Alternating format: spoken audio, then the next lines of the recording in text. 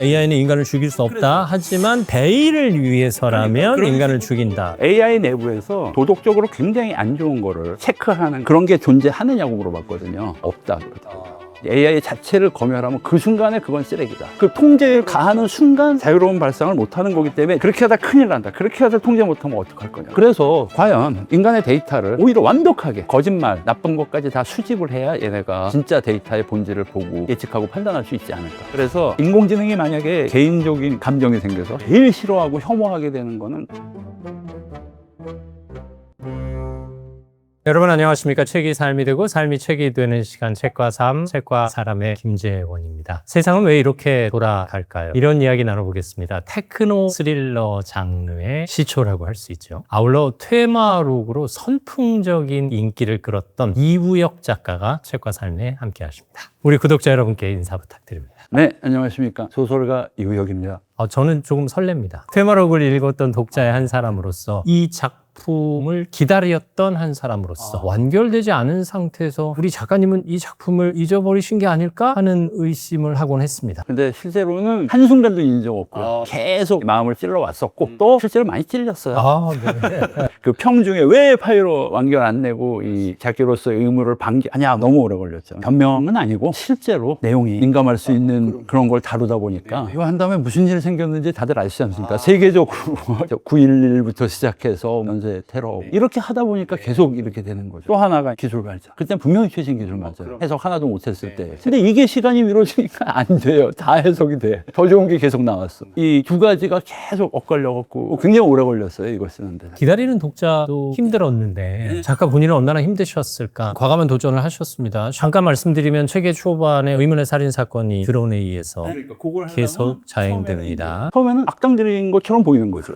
이놈들이 뭔지 모르겠는데 사람을 막 죽이고 댕긴다. 심지어 그 사건의 담당 검사도 비슷한 공격을 받게 됩니다. 그리고 이제 그들과 담당 검사의 소통 과정에서 사건의 전모가 서서히 드러나게 되고 검사는 검사대로 그들은 그들대로 알고 있는 사건이 퍼즐을 맞추듯이 맞춰 나갑니다. 알고 봤더니 국가기밀 무기를 다루는 방위산업체가 털립니다. 배후 세력이 있고 실제 세력에 의해서 실제 하청받은 세력이 욕심을 부리면서 그러면서 이게 사건이 역파전으로 커집니다. 갈라지는 거죠. 그렇죠. 그 과정에서 가해하는 듯 하지만 일종의 피해를 입은 희수, 해커, 세계 상위 랭커죠. 그리고 방산업체 연구원 민동은 그리고 잠입 취재를 했던 기자가 힘을 합치게 되는 사건이 전개되고 이들의 사적 복수와 이들의 복수를 막으려는 심정적으로는 이들의 편인 담당 검사의 소통과 각자의 수사 혹은 각자의 복수가 전개됩니다. 처음에 이 작품이 나올 때만 해도 사적 복수는 넘을 수 없는 선이었는데 이제 사적 복수를 다룬 드라마나 영화들이 생기기 시작했어요. 작가님 말씀하신 대로 개인적으로 사적 복수는 절대로 있어서는 안 되는 영역이지만 독자나 관객에게 주는 대리만족은 또 엄청나거든요. 그러니까요. 그 대리만족을 줄 수 있는 사람은 주인공이라고 하는 파이로매니악 그 집단이에요. 여기서 고일문 검사가 굉장히 중요하게 포지션을 놓은 이유는 반대 의견이에요. 끝까지 고일문 검사가 PM에 동조 안 해요. 근데 협업은 해요. 근데 둘이 협업을 안 했으면은 이 내막이 밝혀질 수가 없어요. 완전히 떨어져서 서로 입장을 한치도 안 물러나는데 검사가 착각을 한 번 하죠. 어떤 사람을 죽이려고 했는데 내가 그때 더 급한 일에서 못 죽였어요. 근데 너희가 복수 대상인 줄 알면서 안 죽이기 시작했으니까 너희랑 대화하겠다. 이거 속은 거죠. 그러다가 검사가 딱 해갖고 죽여야 될 순간 되니까 얘네들 확 오죠. 그래서 이 사람들이 나중에 영웅주의고 남을 생각하면 있긴 한데 그게 요만큼이에요, 사실은. 검사와 PM 집단 삼총사가 주고받는 그 테니스 랠리가 너무 절묘한 거예요. 서로 이기기 위한 공넘김이 아니라 관객을 즐겁게 하기 위한 일종의 게임이 펼쳐지는 거예요. 서로 간에는 굉장히 마음에 안 들고 예측했던 상황이 아닌 게 계속 터지는 건데 보는 사람 입장에 이게 즐겁거든요.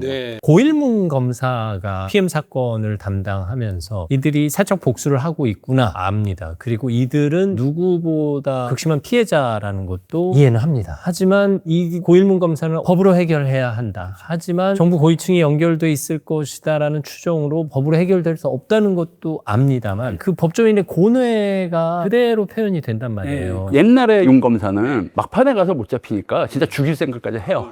이게 진짜 법조인으로서도 무너지는 거고 어떻게 보면 합류 당시 당시에도 그 완전히 안 지었지만 그 부분에 고뇌가 내가 심했어요, 사실은. 거의 플랜을 만들어 놨는데 지금 다시 보면 지금이 나아요, 훨씬. 그러니까 고일문은 끝까지 얘 사람들이 일관되지 않습니까? 얘네가 그렇게 사람을 많이 죽였어도 얘네들을 죽여서 잡는다는 생각은 안 해요. 재판에 올리지. 오히려 와라. 그러면 사형은 실제로 없으니까 법적으로 다 처리하겠다. 책임까지 진다는 거예요. 살아있길 바라는 거죠. 그러니까요. 윤영대는 많이 감정적인 거예요. 고일문이 훨씬 발전된 캐릭터예요. 법조적으로 봐도. 그러니까 작품 전반에 사적 복수를 통한 권선징악이 주요 축이겠지만 아주 깨알 같은 사회적 메시지들을 다 담으셨어요. 그래서 25년만큼 심화시킨 거예요. 옛날엔 사적 복수였어요. 지금은 이제 나이 먹고 세상 경험 하다 보니까 이게 주가 아니고 더 많은 얘기 하지 않습니까? 지금 더 근원적인 복수잖아요. 사적 복수가 아니라 복수. 옛날 구판으로 갔으면 법에 허점이 많다로 끝났을 텐데 지금은 그게 아니에요. 끝에 이게 고일문한테 넘어가잖아요. 파이로매니악의 과의 끝이 고일문한테도 넘어간다고요. 그러니까 이걸 법이 제대로 못한다. 내 역할 하나. 법이 복수를 진짜 해주냐. 법이 뭔데? 피해자 가족이 안 풀렸는데 이걸 하냐. 여기서도 사실 이 법을 믿어보자는 축인 거예요. 그리고 법을 그렇게 만들어 가야 된다. 고일문이 하는 건 뭐예요? 지금 현실을 못하니까 죄만 없어지면 내가 다시 법을 세우겠다네요. 메인 스토리는 누구나 다 예상할 수 있는 거예요. 아주 억울한 일을 당한, 그것도 권력이나 이런 거에 묻혀서 자기는 하지도 않았는데 무고를 당한 셈이죠. 누명을 벗기 하는데 너무나 막막하니까 복수하고 또 알리기라도 할게요. 캐릭터 중에는 시수 같은 경우는 처음에는 나쁜 놈들 편이었어요. 고용되었고 근데 배신까지 당해갖고 완전히 이쪽으로 되고 뭐 가족까지 다 죽잖아요. 그런 식으로 해서 기본 자체는 복수예요. 복수를 내가 중시하는 이유가 이거는 인간이 절대 버릴 수 없는 감정이거든요. 말로는 복수는 허무하다. 당연히 맞죠. 그렇게 하지 않기 위해서 노력을 해야죠, 사람이. 근데 새로 태어나면 바로 맞닥뜨리는 게 이 복수심이에요. 아주 어렸을 때부터. 아기 때부터 있거든요. 아기가 장난감 갖고 놀고 있었는데 뺏겼어요. 그러면 뺏어간 사람 가서 막 이거라도 하려고 그래. 불고. 이게 근본적으로 계속 순환된다고요. 한 번 그렇게 한 사람은 다시는 안 하겠지만 그 사람은 사회에서 죽어서 은퇴한단 말이죠. 그리고 새로 태어나는 사람은 똑같은 질문에 맞닥뜨리게 돼요. 그래서 이 책이나 이 매체, 이 문자가 위대한 이유가 사실 그것 때문이거든요. 자기 한 사람 입장에서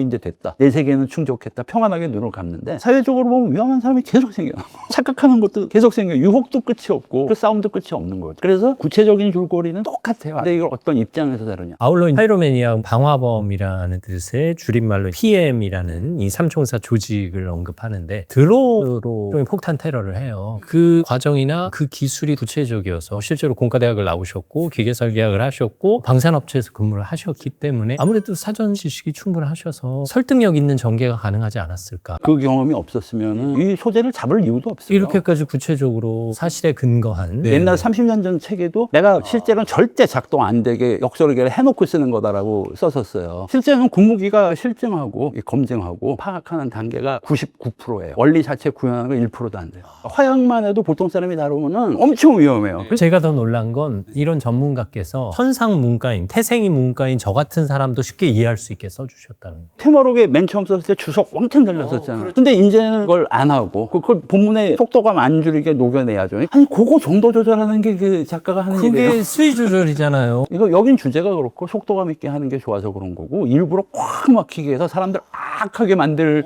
경우도 있어요. 책 보다가 집어 던지게 이러면 오히려 난 잘 쓰는 거라고 생각하는데 이게 또 수위 조절을 해야죠. 그래서 방위산업적인 거나 개념적인 것도 꼭 이게 된다고까지 못해서 그 배경 연구소로 삼은 거예요. 실제 무기가 아니라. 연구소는 실제로 아직 되먹지 못한, 완성되지 못하고 결함 있고 이런 물건들이 얼마나 있을 수 있어서 설계에 필연적으로 들어가야 되는 거였어요. 게다가 테러처럼 보이는 사적 복수가 일어나는 현장에서 어떻게든 무고한 피해자는 만들지 않겠다라는 그 원칙, 그리고 AI가 개입한 상황에서 과거 AI 서적의 전설이라고 할 수 있는 아이로봇에서 언급한 대로 AI는 사람을 죽이지 않는다라는 그 이 원칙, 그걸 어기는 듯 하면서도 또 어떻게든 살려내시는 로봇 시리즈가 있고 파운데이션까지 이어져요. 파운데이션 끝까지 그 논제가 돼요. 로봇에서 시작됐던 게. AI와 관련해서 AI는 인간을 죽일 수 없다. 하지만 대의를 위해서라면 그러니까 그런 인간을 식으로 죽인다. 그 대의의 논리라는 거를 계속 추구한 거예요. 근데 로봇 영법칙도 나중에 나온 거라고요. 그래서 아시모프가 그 로봇을 쓸 때까지만 해도 없었어요. 없었다가 해서 파운데이션에서 영법칙적인 개념이 맨 끝에 나와요. 그래서 스스로 로봇이 이건 영법칙이라고는 안 나오는데 인류를 위해서는 할 수 있다. AI는 나도 굉장히 내가 고생했어요. AI는 첨단 분야라서 내가 해보지도 않은 분야고 개념적으로 말고 그래서 진짜 사적인 걸 통원해서 전문가하고 상담 얘기를 했었어요. 여기서 AI를 하는 방법이 나오잖아요. 또 이기는 방법도 나오고 그게 그 친구하고 대화에서 나온 거예요. 그 친구가 처음에 얘기하는데 AI 내부에서 도덕적으로 굉장히 안 좋은 거를 체크하는 법칙처럼 그런 게 존재하느냐고 물어봤거든요. 없다 그러더라고요.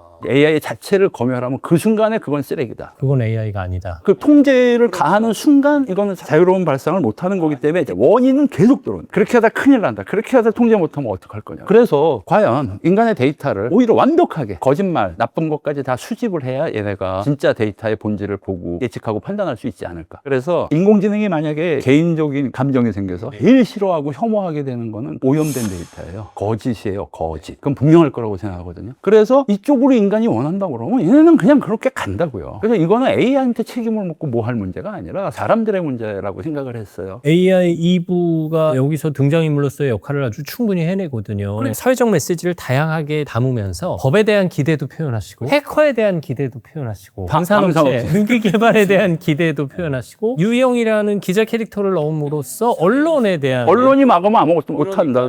게다가 AI에 대한 솔직한 기대감도 심어 놓으셨잖아요. 장편을 쓰시면서 어떤 장면에 제일 심혈을 기울이셨어요? 고뇌를 제일 많이 하는 부분은 따로 있어요. 오히려 여기 없는 부분. 아, 그래요? 주인공 가족들이 죽는 장면을 조금이라도 넣어야 되나 아예 빼야 되나 그걸 진짜 미친 듯이 고민했어요. 과열된 감정으로 해서 통제 못하는 쪽으로 막 터질 수 있는 가능성은 많은데 그거는 선 넘는다고 생각해요. 저 그 말씀 드리고 싶었거든요. 그 장면이 언제쯤 나올까를 기대하면서 갔는데 그 장면이 나왔으면 독자가 너무 힘들었을 것 같아요. 결국 이 작품도 부조리의 피해자가 사척 폭수를 한다. 권선징. 하지만 법적인 틀은 벗어났다. 법적인 틀이라고 그것도 얘가 얘기하는 게 아니에요. 얘네도 알아요. 법적인 틀을 못 벗어났다는 걸. 어떤 행동을 선택할 것이냐. 얘네들도 살인만은 인정하는데 테러리스트는 인정하지 않는 거야. 살인만은 복수라는 개념을 해당되는 명분이 있으니까. 테러리스트라는 건 진짜 싫어. 똑같이 사용돼도 테러리스트는 되기 싫다. 소설가는 세상을 창조하는 직업이라는 생각이 그러니까 거기까지 가면 좋죠. 파이로매니악이라는 세상을 창조하셨죠. 크게 보면 이제 세계관이라고 그러죠. 난 내 작품이 다 내 세계관의 일부예요. 파이로매니악 전혀 테마하고 관련 없는 것 같은데 끝에 쿠키가 나오는 게 이어져 있다는 느낌만 주는 거예요. 세상은 다 연결돼 있다. 그 틀에서 봐야 된다. 우리나라에서 뭐라 해도 외국 사람 아무 관심 없는 일. 사실은 이거 아니라고 얘기하고 싶었어요. 이렇게 이어질 수 있는 거다. 사실 이걸 하나 보여주기 위한 그게 원천이었어요. 그럼 나갈 수 있잖아요. 내가 안 써도 사람의 상상의 세계가 연결이 되잖아요.